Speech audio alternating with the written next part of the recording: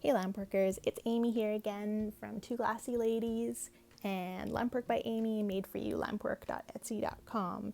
Today I'm going to show you how to make these beads, which I call Ghost Lily. So we're using a Val Cox blend called Lillie, which is a reduction frit. So I'm going to show you a little bit about how the reduction technique is applied. For the core of these beads, I use a reactive glass from EFFETRE. It's called Straw Yellow. And then I just used regular number 004 clear for the encasing. So this is the Lillie frit. Here's the ingredients.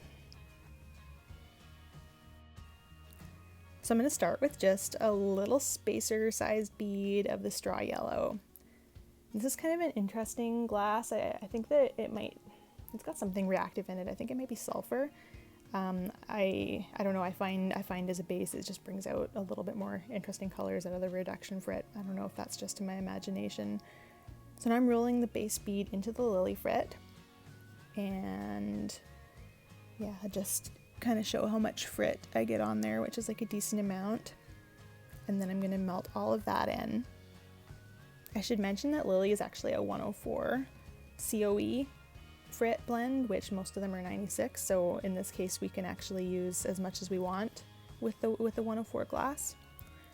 So the next step here, once I've got it all melted in, is to reduce the glass. Now this is like, reduction is the opposite of oxidation, so I'm turning my oxygen down, and you can see the flame gets really bushy and propane-y.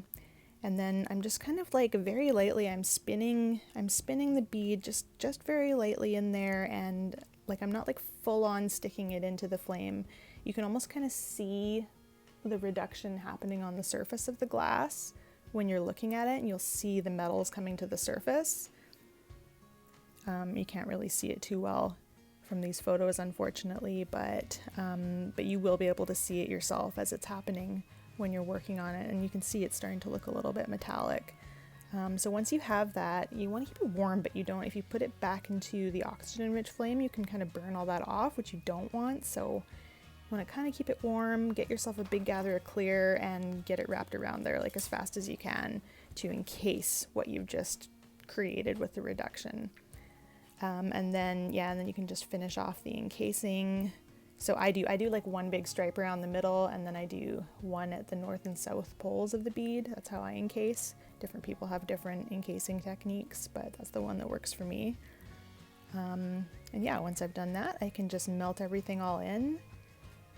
And it does seem like once the reduction is like encased under a surface of clear, that you won't lose it if you put it back into a hot flame. So at that point, you can better like get your bead back to the shape that you want and round it out really nicely.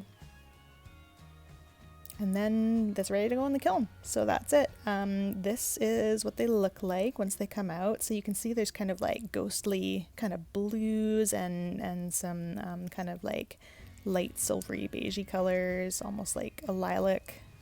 Really pretty effect. And these are quite popular beads as well. So yeah, that's all there is to it. Thanks for watching, and I hope that you find this tutorial useful and have fun lampworking. Okay, bye-bye now.